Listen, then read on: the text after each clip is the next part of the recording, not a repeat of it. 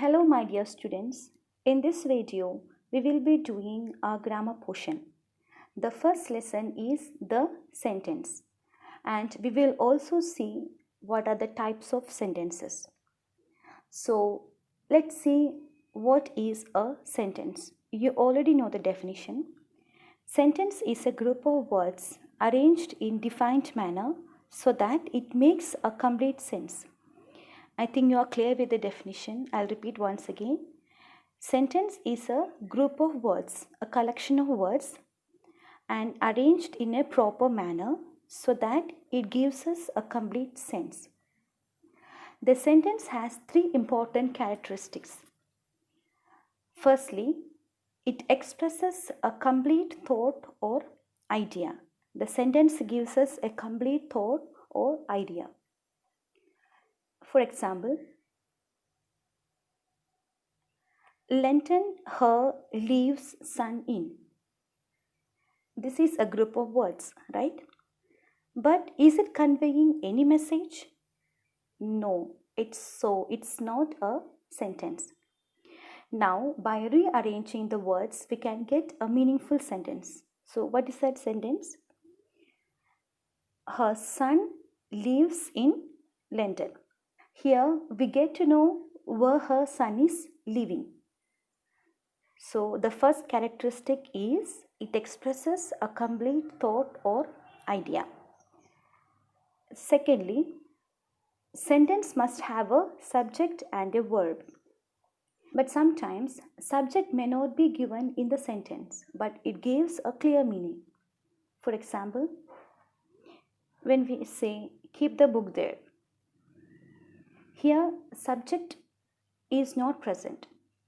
But if someone tells you keep the book there, we don't have to say you keep the book there. The meaning is very clear. It's to you that the person tells to keep the book there. So here, you is implied or indirect subject. Third and the most important characteristic of a sentence is that the meaning of each sentence will be different based on different expressions. Did you get this point? Each sentence will have different meanings and it will be based on the expressions of the sentence. So, the expressions could be of a statement, question, command, or exclamation. So, based on different meanings or thoughts, the sentences are divided into 4 types. So, what are these 4 types? They are declarative sentences, interrogative sentences, imperative sentences, and exclamatory sentences. We will try to understand each of them. First type of sentence is declarative sentences. Declarative sentences, also known as assertive sentences. These sentences make statements or give information, and they end with a full stop. Remember this? Declarative sentences will always end with a full stop. Also, they state the facts. They tell us the truth. Let's see some examples. The earth revolves around the sun. So this sentence states that the earth revolves around the sun. It's a fact and no change in it. So this type of sentence is known as declarative sentences. Let's see another example. The sandwich is very tasty. Here, this sentence tells about the taste of the sandwich, that it is very tasty. She is beautiful. Here, we are defining the beauty of a girl, that she is very beautiful. Dear students, let's now look into the next type of sentences, that is interrogative sentence. What are the interrogative sentences? Sentences that ask questions are called interrogative sentences. They always end with a question mark, and they often start with a question word. So what are these question words? We call the question words as WH words. Can you list down what are these WH words? They are what, where, when, why, who, whom, whose, and how. These are known as WH words, and they are always used before the interrogative sentences. Let's see some examples. Rita is flying to Mumbai next week. This is a declarative sentence or assertive sentence. Now we need to change the sentence into interrogative one. Here we are going to use the question word when. Now why we are using the question word when? Because in this sentence it's clearly given that she is flying to Mumbai next week. The answer would be, when is Rita flying to Mumbai? So we get the answer that Rita is flying to Mumbai next week. Let's see another example. It is 8 o'clock. Students, which question word we need to use here? Yes, we have to use the question word what, because a specific time is given here. So when we ask the question what time is it, we get the answer that it is 8 o'clock. We could also form interrogative sentences by putting the auxiliary or modal verb before the subject and at the beginning of the sentence. Auxiliary verbs are also known as helping verbs. Do you know which are these auxiliary verbs? Firstly, we have be forms: is, are, was, were. These are known as be forms. Can and could, modal verbs. Do forms: do, did, does. Have forms: have, has, and had. May, might, must. Shall, should, will, would. So all these are known as the helping verbs. So these also can be used to form interrogative sentences. Let's see some examples. The view from the top is spectacular. In this sentence, the helping verb is, is. So we need to begin the sentence by using is. So our answer would be, is the view from the top spectacular?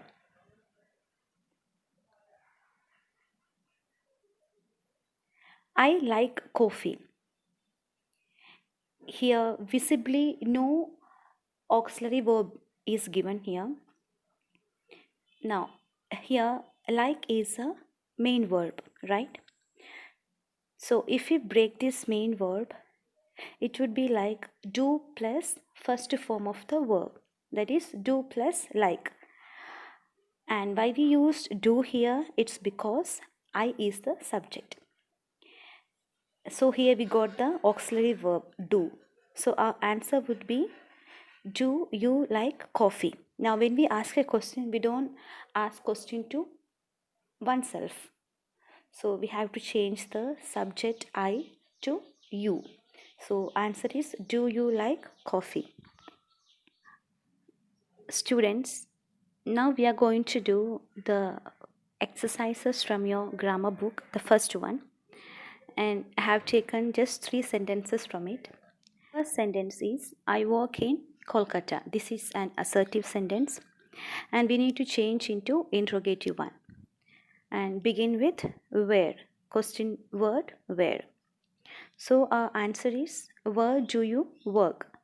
And we get the answer of this question, that I work in Kolkata. Now just look at the sentence once again. Here why we used do, the same thing that I have told you previously. Here work is a main verb. So if you break this verb, main verb, it would become do plus work. Okay, so after writing where, we use the helping verb do. Now I cannot ask question to myself, so we change the subject into you. So where do you, then work, first form of the verb. So we get the answer, I work in Kolkata. The second sentence is, we need some paper. Here, look at the sentence once again. Some is used for uncountable nouns. So when we begin the sentence for uncountable noun, it will be, how much paper do we need? It's not how many, it's how much, because it's uncountable. The third sentence is, we have a flat in the city, and begin the interrogative sentence by using do. So our answer would be, do you have a flat in the city? I have told you clearly earlier that we cannot ask question to oneself. So we have changed the subject we into you. So answer is, do you have a flat in the city? Now we are going to see the next type of sentences, that is imperative sentences. Imperative sentences give command or order, also make a request, give advice or suggestion. I think you are clear with this. Imperative sentences are those which give a command, order, request, advice or suggestion. They end with a full stop or exclamatory mark, depending on how forcefully a sentence is used. For example, close the door. It is an order that you should close the door. Never trust a stranger. This is an advice that you should never trust a stranger. Please leave the footwear outside. It is a request that you leave the footwear outside. Now we are going to see the second exercise from your grammar book, that is assertive sentences into interrogative ones and interrogative and exclamatory sentences into assertive ones. The first sentence is, Tippy is in class 8. And this is an assertive sentence changed into interrogative one. Right? So we have to begin with a question word. So our answer would be, in which class Tippy is? So we get the answer that Tippy is in class 8. Second example, what a pretty picture. This is an exclamatory sentence and we need to change into assertive one. So it would be, it is a pretty picture and full stop. There is an exclamatory mark in the assertive sentence. We need to end the assertive sentences with a full stop. So answer is, it is a pretty picture. Don't make the mistake of writing exclamatory mark in the assertive sentence. Okay. Now third sentence is there any butter in the fridge? This is an interrogative sentence. So we need to change into assertive sentence. Our answer would be, yes, there is butter in the fridge and full stop. Let's now look into the final type of sentences, that is exclamatory sentences. Exclamatory sentences are used to express strong feelings or emotions. They end with an exclamatory mark. Whenever we are happy, surprised, or angry, we use exclamations to express our emotions. So, for example, this is a huge fish. Here, we are expressing our emotion of surprise after seeing the size of the fish, that it is very huge. What a beautiful day. Here we are expressing our emotion of happiness of having a nice day. And we always end the exclamatory sentences with exclamation mark. Lastly, we are going to see how to form the negative sentences. To form negative sentences, we add the word not after the first auxiliary verb. We have to use the word not after the first auxiliary verb, after the first helping verb. Let's see some examples here. This is a good book. So after the auxiliary verb, we need to use not. So here auxiliary verb is. So our answer is, this is not a good book. The second one, we have found the book. Here auxiliary verb is have. So our answer is, we have not found the book. Students, now we are going to do the third exercise of your English grammar book. Change the following sentences to negative. The first example given here is, there were many people at the fair. Now, where is a helping verb. So after where, you need to use not. So answer is, there weren't many people at the fair. Second sentence, did you get the news? So here helping verb is did. Since it is in the question or interrogative sentence, we are going to use not after the subject. Did you not get the news? The third sentence, that is a pretty dress. Here is the helping verb, so we are going to use not after is. That isn't a pretty dress. Dear students, now we have done with our first chapter. You can get the answers of the exercises from the PDF file.